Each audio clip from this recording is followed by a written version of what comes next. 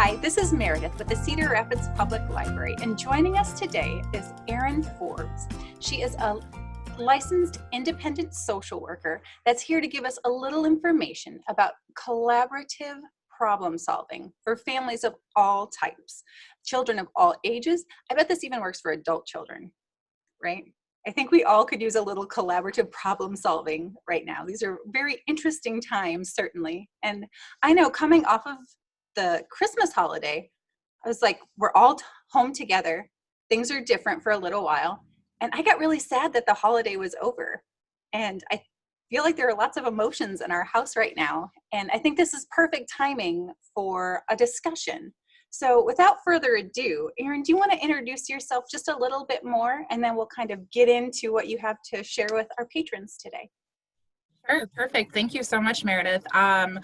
As I was sharing with you before, I'm really excited to do this just because part of my passion and part of what I love to do is to give back to the community. And so just to share a little bit about myself and who I am, I have been a therapist here in the Cedar Rapids area for about 7 years. And formerly I was working through Tanager Place, which is a wonderful nonprofit organization for children and families. And they really helped me to grow and learn a lot of this information that we're going to be talking about today. And I'm now doing my own thing in private practice, which is also really fun and exciting. Just a little bit about me as a background too. I know a lot about parenting, and I know a lot about some of the ideas that we're going to talk about today. And also, I'm a parent too. And I think that part of what I enjoy about doing this kind of work is that I can kind of bring my real life and my real sensibilities into this work, because I understand that not every situation is the ideal situation. In fact, most situations are not the ideal situation. So yeah, I'm really excited to just kind of get a little bit of information out there for everybody and kind of go from there. So, Well, and I think it's really interesting that you're so upfront too about like being a parent, because then it becomes more of a peer-to-peer interaction. And I think that makes it a more approachable thing, because I think sometimes like the idea of therapy, there's either a stigma around it or it's a big first step for people to take, especially if you're experiencing, a disruption in your family system. It's like you're in crisis mode a lot.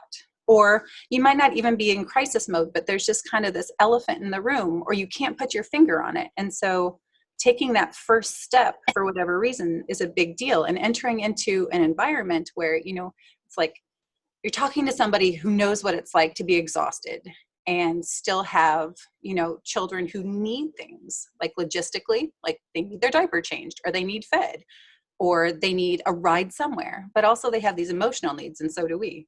And so that's really great, I think. So if you don't mind, do you want to kind of talk about some of the skills and toolkit that you can bring for us all today? yeah, absolutely. And so just kind of quickly, part of the reason that I like to bring my parent experience into this is just to say, like, there's a lot of times that even I make mistakes. I have all this information, I have all this knowledge, but none of us is perfect. And so what I like about the theories that I'm going to talk about today is that you don't have to be perfect at them. It's okay to take bits and pieces and try some things and just work on it. There's no harm in picking something out and saying, I'm going to try this today. And then you try it and see how it goes. And you figure it out as you go.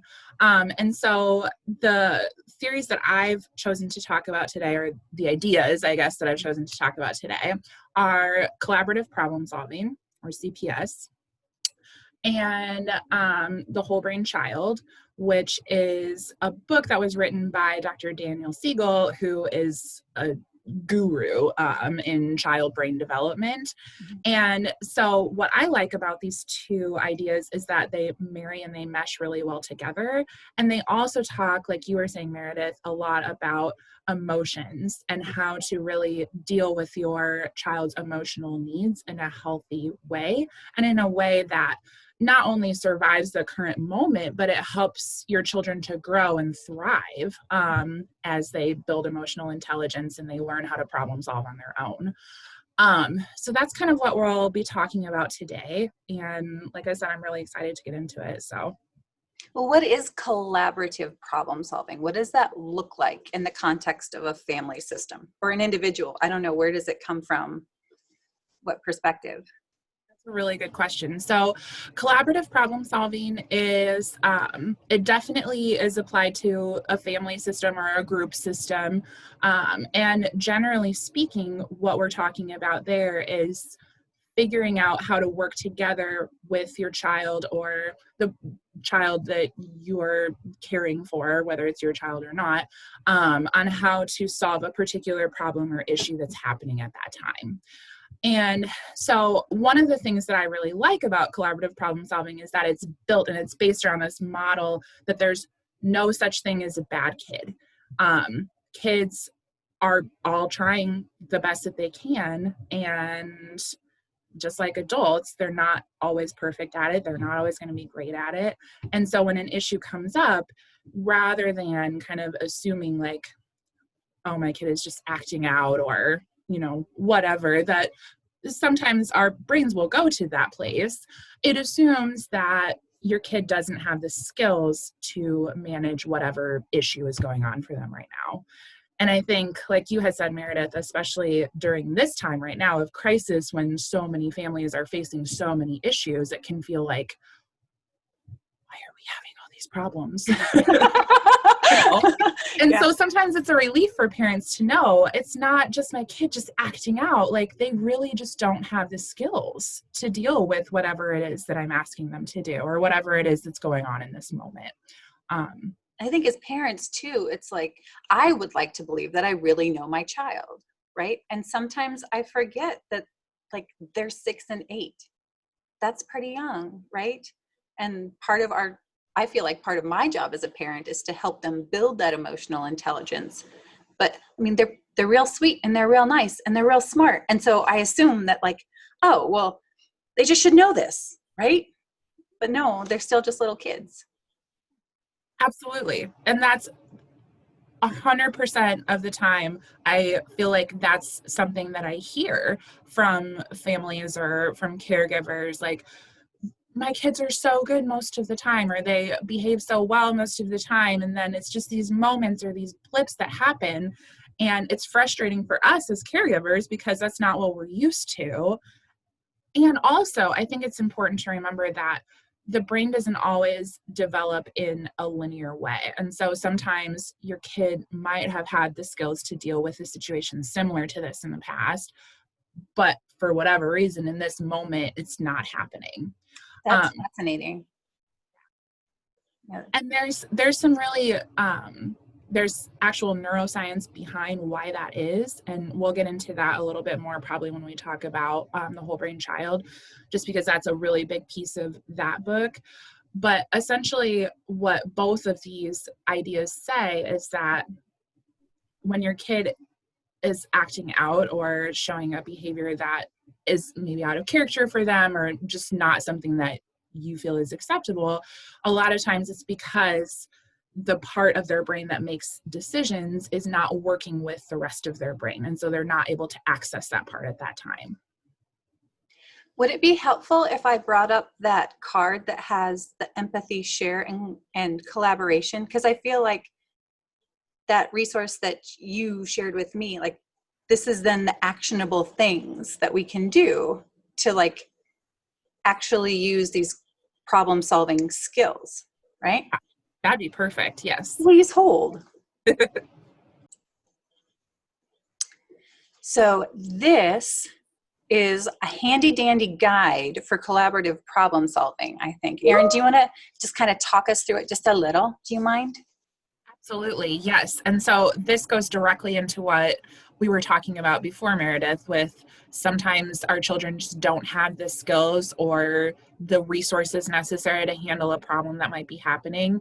And so what this does is it breaks it down into these different steps that you can go through to get to a solution to the problem. And so the first step is all about empathizing. So it's about getting information from the child about what's going on from his or her perspective. And this to me is actually the most important step. And it's where I tend to spend the most amount of time. And it's because this is the regulating step. And what I mean by that is, when I said before that the decision-making part of your child's brain is not connecting with the rest of their brain, Mhm. this is the step that allows that part to start reconnecting. Mm. And that's really crucial if you want to be able to solve the problem in any way. And then the next step has to do with sharing your concern. So what are you as the adult concerned or worried about in this situation, or what would you like to see happen? And then the last step is about collaborating. So it's taking the concerns that the child shared and taking your ideas and putting them together and saying, both of these things are valid. So I wonder if there's a way that we can think of an idea to help with this. I just really appreciate this little guide too, because it gives you these talking points. And I know personally that that's really helpful, because especially if you're in a moment where, you know, conflict is rising or whatever, just knowing that you can say, I've noticed that, you know, having, it's like a toolkit, right? Like, well, what's going on? It seems like, without, and having this language that's not assuming that you know something that's going on. You're asking and engaging your child for this. And, you know, as it goes, having a great way to say, well, this is what I think. And then I really like too, at the bottom of the collaborate, when it has the tools there, like, if we do it, will it bring up any additional concerns? I like that there's like an open end to it. And like you had said before, like, it doesn't hurt to try something. You're going to learn something. It's like a science, right? Like, if you run an experiment and it fails, well, you can eliminate, you know, whatever your variable was as a problem. So you can try something new. I really like how this is respectful of all parties, but also, like, it's a really organic in that it seems like you can do it over and over again until you find the right kind of solution too. So And I love too, Meredith, that you are saying that it seems really organic, because so collaborative problem solving is something that I have studied for years. And it took me a long time to reach certification level with this model. And I spend sometimes a lot of time helping children and families really perfect this way of talking to one another. And I love that you said that it's organic, because I think that once you really look at the reasons and what you're doing and why you're doing it that way, it does feel organic and it does feel natural and it does make sense. And two, you know, in terms of trying things, I always recommend to people to start with the empathize step and try that, really focus there. Because I know for myself as a parent, it's really easy when my child is not brushing their teeth and getting ready for bed, or they're not doing their homework, or, you know, whatever it is. yeah. Yeah, I know it's really easy for me to get to a place where I'm not listening to them anymore, or I'm just not able to understand what the issue is from their perspective. And so focusing and honing in on that area, not only does that help teach me things about what my child might be struggling with, or what are areas where their skills still need to develop, but it also helps teach your child emotional regulation. It helps teach them that their feelings and their thoughts are important and valid. And I think that's incredibly valuable. Well, and they see that they're grown-ups not going off the rails on them. Like, by grown-ups practicing some emotional, you know, what did you call it? Emotional regulation. You know, that's being a good role model. And I think that's important too. And I think that, like, it gets easier the more you practice it too. And kids know what to expect. And, you know, this kind of pattern becomes more integrated maybe into, you know, your daily routines. And that's great, I think. Absolutely. Totally agree 100%. And I kind of giggle a little bit because not to get off topic or anything, but I just never do because that. yeah, right. Because of the nature of the work that I do, sometimes I use terms just intermittently throughout everyday conversations and just sort of assume that there are things that everybody says. And my family has gotten so used to that that when like my husband or my kids will go out somewhere and they'll say something, someone will be like, "Oh, are you related to a therapist?" And then everybody high fives. Yeah. Yes. That's Family so win. it's true. It's true. I'll just say real quickly that we have contact information at the end of this presentation. So if you want to copy, all you patrons out there, if you want a copy of this or any of the other material that Erin shared with us for today, you can email me, you can email her. So if anyone's out there taking notes, you can stop now. We can send you all this, right?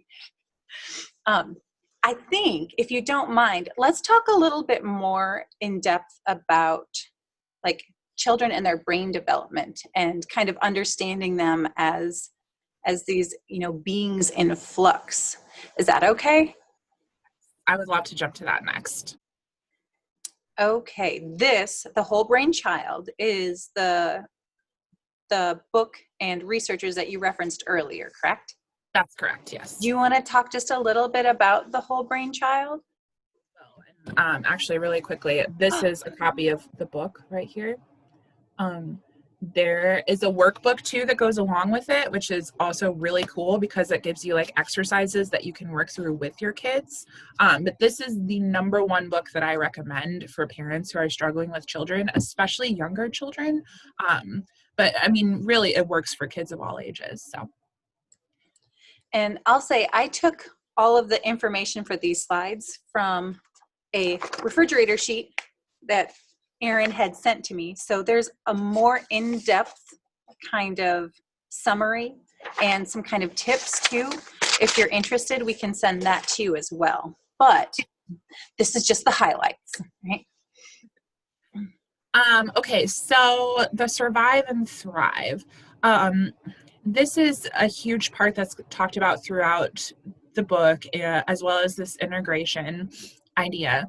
And that is that kind of the goal of this text is not just to survive the initial moment or the initial encounter that's difficult or challenging. It's to also learn ways to thrive better as a family or as an individual. And they talk a lot about this idea of integration, so integrating the different parts of the brain. So one thing that we know about how everyone's brain develops is that there are different parts of the brain and they develop at different times. And there is a ton of research on this out there, right? So I am probably not even going to scratch the surface in terms of the knowledge that there is out there. If you're really interested in this topic, I would highly recommend doing some more of your own reading and research because it's really interesting stuff. But today, kind of the primary thing that I'll talk about is this idea of integrating the different parts of the brain. And there's 4 different parts that I'll talk about. So there's what Dr. Siegel terms as the downstairs brain, and then there's the upstairs brain that he talks about. And so the downstairs brain, if you think about it as kind of like your hand, the downstairs brain right here would be the part of your brain that's responsible for things like emotions, regulating your breathing, very basic survival instinct stuff that we all have. And then the upstairs brain would be the part that's involved in decision making, learning how to weigh different options and make a good choice, learning about ethical and moral ideas. This is also the part of the brain where things like cause and effect, consequences, all of that information is stored. So ideally, when your child's brain is working really well, when it's integrated and is working together, your brain looks like a closed fist. I mean, not really, but in this analogy, because all the parts are working together. But what Dr. Siegel says is that when a child is struggling, they flip their lid. And so this top part of the brain, the part that controls decision making and language and things like that, that are higher level thinking skills, is not working together with the bottom part of the brain. They're not connected. And so part of the idea of integrating is getting your child back to a place where they can connect all the parts of their brain. And so that's kind of what he talks about in terms of the upstairs and the downstairs brain. And there's also the idea of the left and right brain too. But we'll get into that in a second. I don't want to get ahead of myself. And so, yeah, I think that's kind of the idea of this river of well-being, is that we might, if we were going along a river, right? And the idea is that we want to kind of be floating in the middle, because on one bank is chaos and all of the craziness of life, and the other bank is rigidity. And so being, too focused on having complete control over everything. And so ultimately what we want is we want our child to be flexible enough that they can deal with and understand some chaos, but we want them to be in control enough that they can understand their emotions and, use language appropriately and so on and so forth. So we kind of want them to be floating in the middle. That's the idea. That's where we all want to be, isn't it? And that's not always realistic, but that's the goal. It's true. Well, moving right along, here is the left and the right brain, right? So this is actually one of my favorite parts. So you've probably heard of, like, I'm left-brained or I'm right-brained. Yeah, I think we all have. And there's some truth to the idea that our left and our right hemispheres of our brain do kind of different things. The left side of our brain is really concerned with things like logic and language and the letter of the law. And the left side loves that all those things start with L because it's very neat and orderly, right? I noticed that when I was studying for this. I'm like, left is logic, yes, right? It's so easy to remember. And then the right side of our brain is more concerned about emotions. They're more concerned about reading facial cues and understanding social situations and reading between the lines, if you will. That's also the part of our brain where we kind of understand and experience things, like when you get the chills from listening to your favorite song. That's kind of a right brain reaction. So both of those parts of our brain are really important. But what we also know about children is that sometimes the left part of their brain is not communicating well with the right part of their brain. And so the strategies that we as adults can do to help them communicate better are listed on here. But I wonder if it might be helpful if I gave an example of a time that, like, the left and the right half are not working well together. Absolutely. Okay. So an example might be if, and this comes straight from the Whole Brain Child book. So in the book, there is a child who really loves going to school. She's 4 years old. She really loves going to school. She enjoys seeing her teachers and doing all the activities. She looks forward to it every day. One day she gets sick at school and her dad has to come and pick her up. And that was a really difficult experience for her. And then every day after that, she has trouble getting ready for school. She doesn't want to go to school. She feels really afraid and acts out, screams, says things that are completely illogical. Like, if you leave me here, I'm going to die.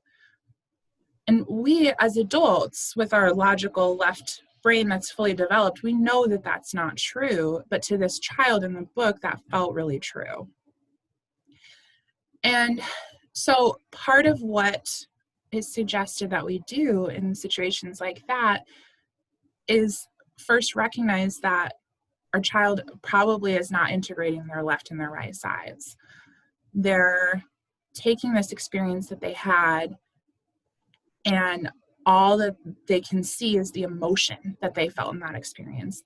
Maybe they felt really scared when they got sick at school. Maybe they felt really worried or, sad.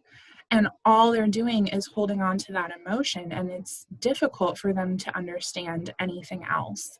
And so the first concept that we talk about then is this concept of connect and redirect. And what that means is first connecting to that right side of the brain that's doing the talking. So saying, you are really sad, you're really scared that something bad might happen to you. And that's really hard for you.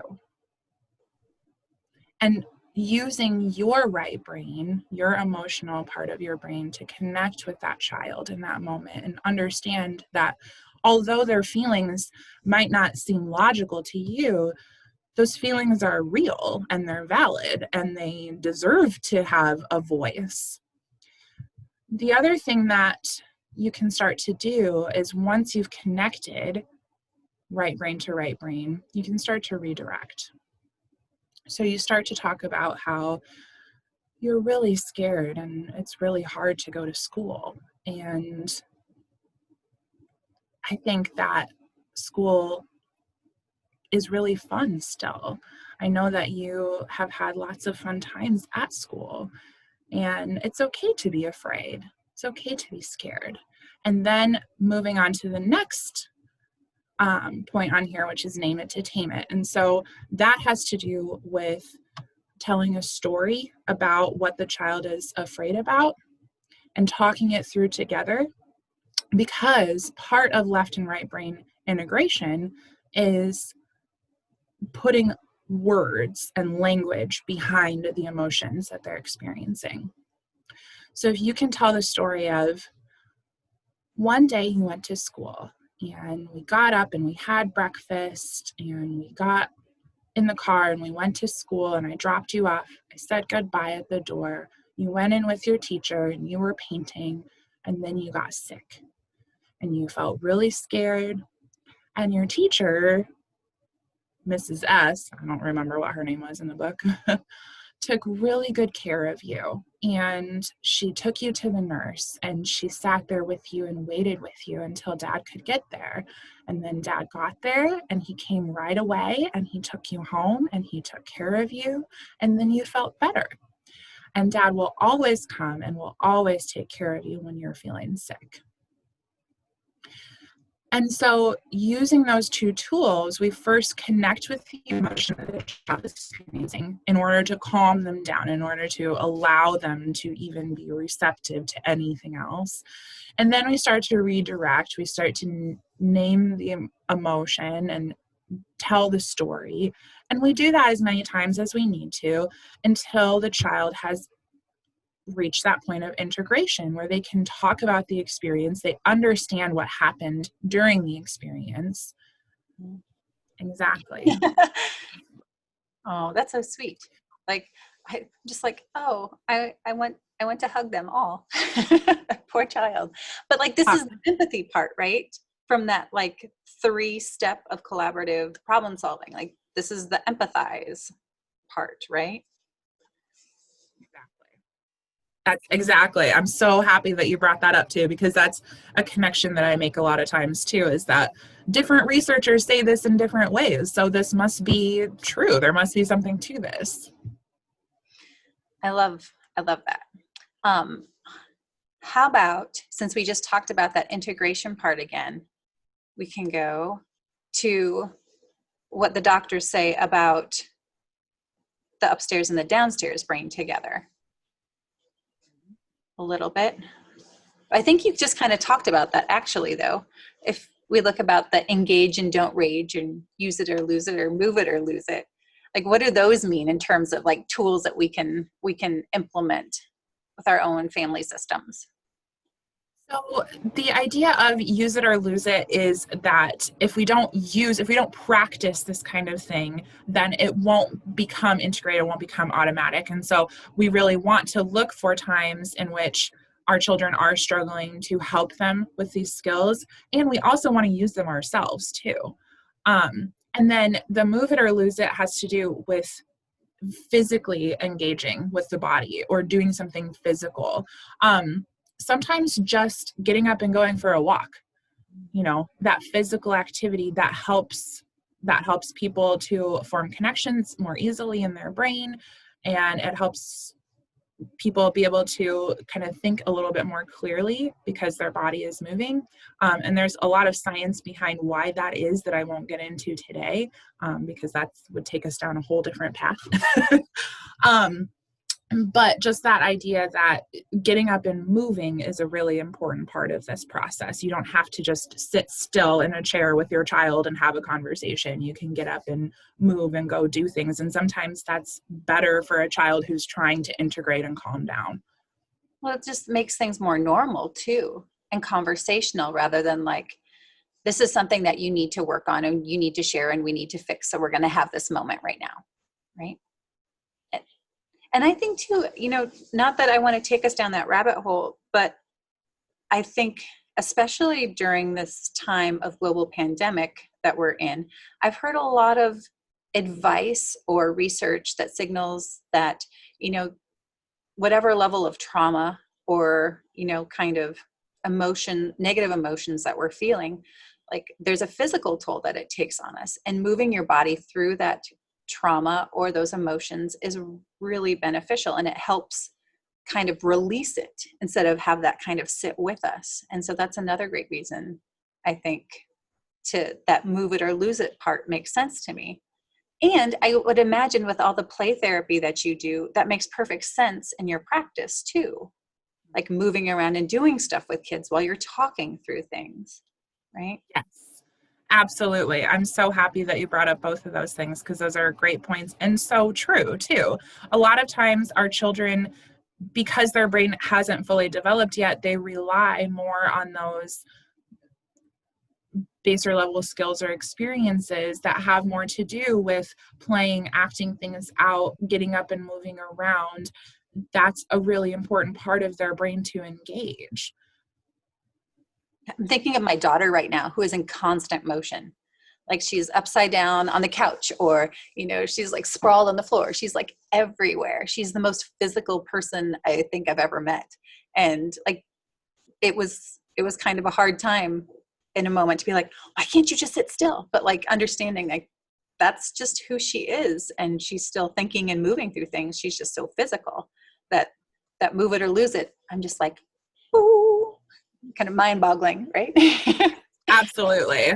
And there's, like I said, there's a ton of research on this area too, but I guess just really quickly, I'll just also say it's something that reminded me of is that sometimes children will use sort of repetitive motions like rocking or things like that as a self-soothing measure when they're feeling dysregulated. And that goes all the way back to, even neonatal brain development.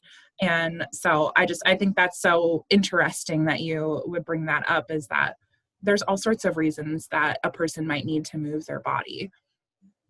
I hadn't really thought about it in that context before, but it's like wired into us, right? Like we're animals.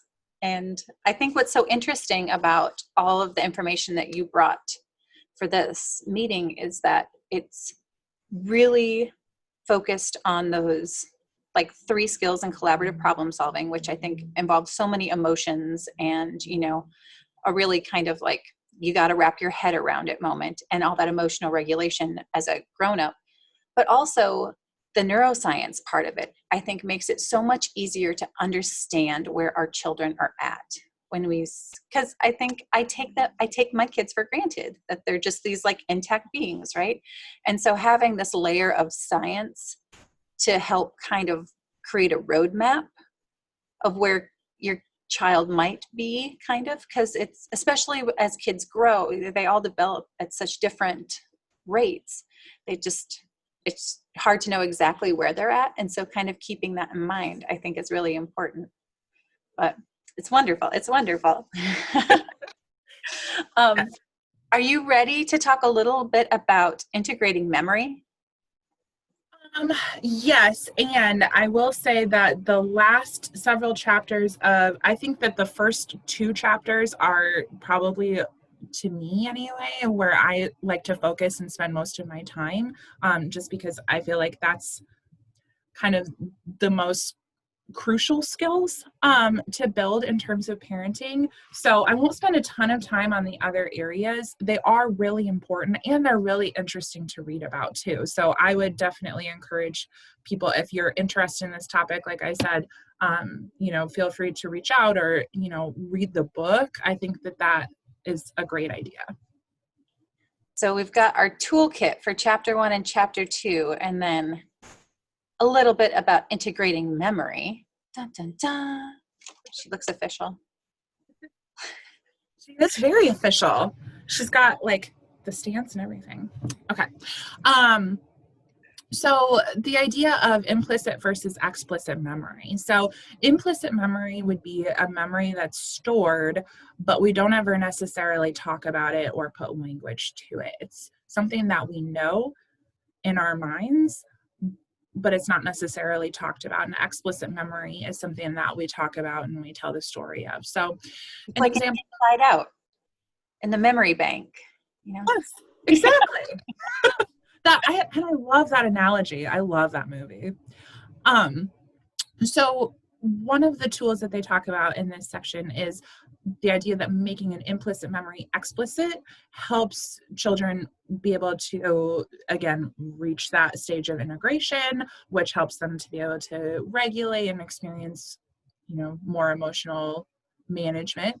And so, especially for difficult experiences that a child might have had, the example that I gave earlier about getting sick, or any difficult experience, maybe it has something to do with a pandemic that's been going on, and talking about how one day you weren't able to go to your babysitter's house anymore and you felt really sad that it wasn't safe to go to her house. And then she cleaned her whole house and she made everything really safe for you guys to come back and play with. And then you got to go back and play with her again, and you had to wear masks. And so using that language to tell stories about memories that children have, it helps them with regulating, the right side of the brain and the left side of the brain and connecting those. I know even when I kind of look back on an experience that I've had, I'm like, well, I was really upset. I was more upset than I realized. I think that it goes for anybody, but before all of the like neurotransmitters are working all together to get here. I mean, you have to just kind of like a little extra sometimes. I hope everyone out there that knows me is listening and watching this. You can work with me better too. Me too. Something that I thought was kind of interesting too, I don't know if you just want to talk briefly though, is about what this wheel of awareness is and all the like kind of different sensory inputs that kind of go into that. And I think that's kind of interesting. Yes. So this wheel of awareness has to do with the many different parts of the self that we experience. And so you had kind of clued in a little bit to that, Meredith, with the sensory input. So this idea of SIFT, sensations, images, feelings, and thoughts. We all have all of these things throughout our day. We have all of these things about particular experiences. So sensations would be, how does my body feel, or how does my body respond to an experience that I might have gone through? And then images, of course, the images that my brain has, or the things that, the pictures that I come up with when I think about it, the feelings, the emotions that I experience, and then the thoughts. So the way that I explain it to myself, or the way that I talk to myself about that experience. And so this chapter talks about being able to integrate those various parts of an experience so that, again, a child can reach that level of integration that helps them to feel calm and, in control and floating down the river of well-being. Well, I was just going to say briefly too, that I think this is such a great thing to exercise in children. The younger, the better, right? I think that being able to be aware of your own self is such an incredible thing. But also, I think, like, in the context of like sensations, like when people experience anxiety or any other kind of like physical expressions of emotions, that with little kids especially, it's so helpful if they can help to talk about how they feel physically, even to help kind of understand like just how they're being affected. Like, is it really giving them anxiety? Like, are they staying up at night because they're having worries? And like being able to express their sensations is really a helpful thing as a parent to kind of understand, just like how, I mean, it's all serious, but like how deeply is it affecting a kid, I think. There's a great children's book actually called Listening to Your Body. And it's a children's book. So it's a picture book and you can actually go through it and read it with your child, but it talks about a lot of the things that are involved in this, wheel of awareness concept. And it really focuses on sensations, which, like you said, Meredith, I think when children are growing and they're learning about their emotions, they're learning about what does it feel like to get anxious or worried or sad. Sometimes having that conversation and really pinpointing what's happening and what's going on in your body, that's really useful for kids.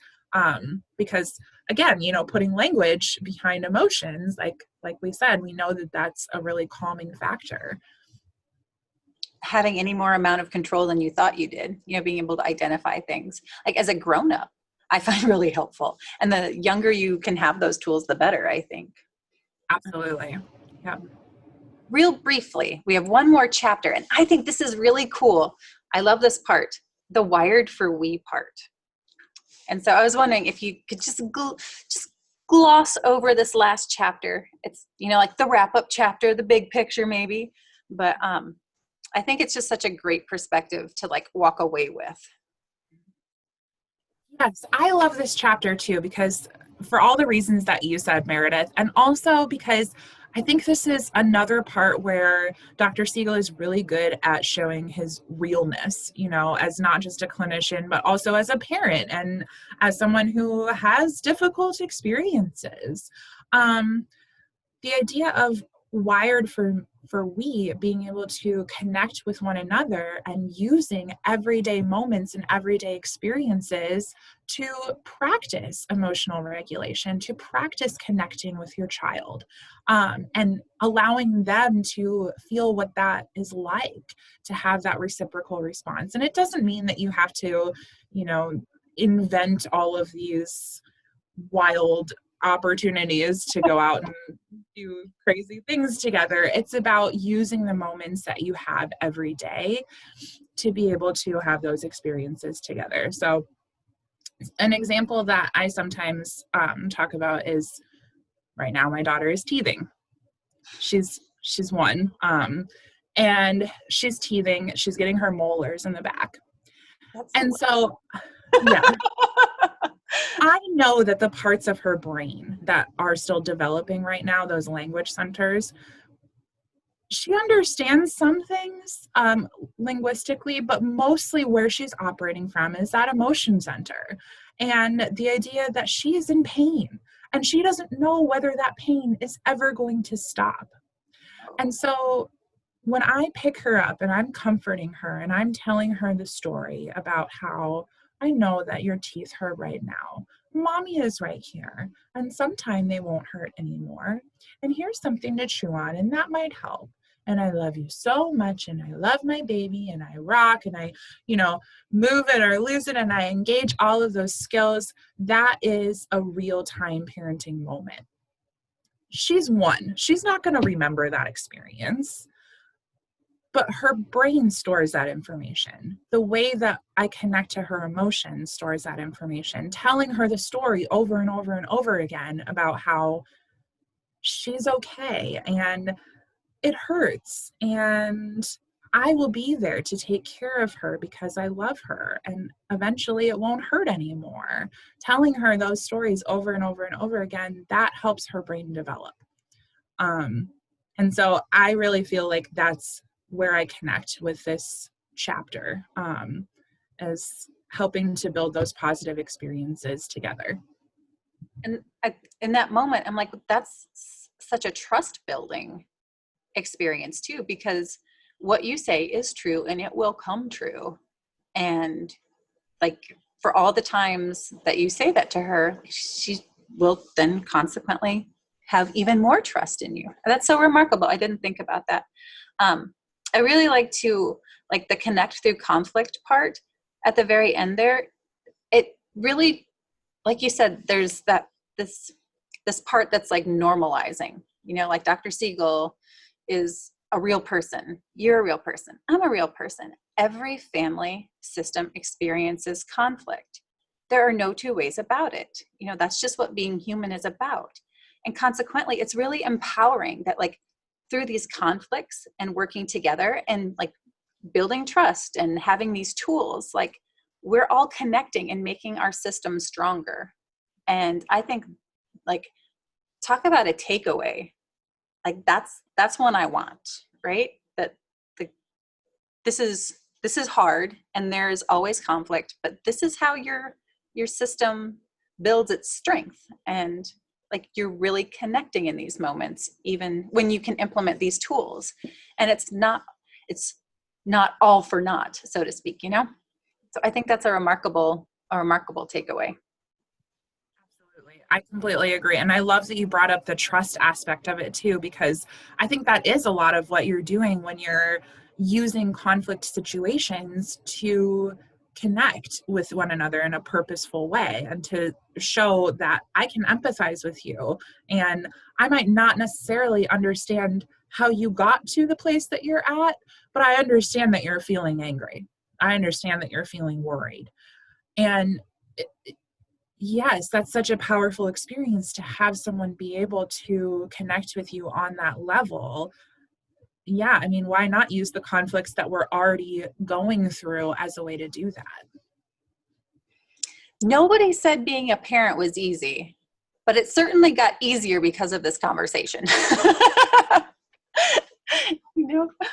I so enjoyed talking to you, Meredith. Like I said, I really love this topic and this information. And I think that you are an amazing person. And I really appreciate being able to bounce ideas off of each other and have a conversation about something that's so near and dear to me. So thank you for that. You're welcome. It's obvious that you're both passionate about what you do, and not just as a practitioner, but that you implement it with your own family. Like if that's not the biggest stamp of approval, I don't know what is, I think that this has been the perfect way for me to start my day. Like this is my first day back after a small holiday break. I think this is a great way to start the new year with, families all over. I hope that all of you out there watching were able to enjoy and maybe, feel a little validated after hearing two moms talk about our lives too. And if you want any more information, at the end of this presentation, I'll have Erin's contact information. She's with the Insight Therapy Group. If you want any of the material that you saw on the screen today, you can send me an email. And unless there's anything else you want to add, Erin, did I forget anything? No, I think that we talked through everything. Just again, thank you so much. It's our pleasure. Thank you so much for being here. And everybody out there watching, thanks so much. Take care. Two books that Erin recommended, Listening to My Body by Gabby Garcia and The Whole Brain Child by Daniel J. Siegel, MD, and Tina Payne Bryson, PhD, are available through the Cedar Rapids Public Library's Metro Library Network. You can visit us online to place your hold today.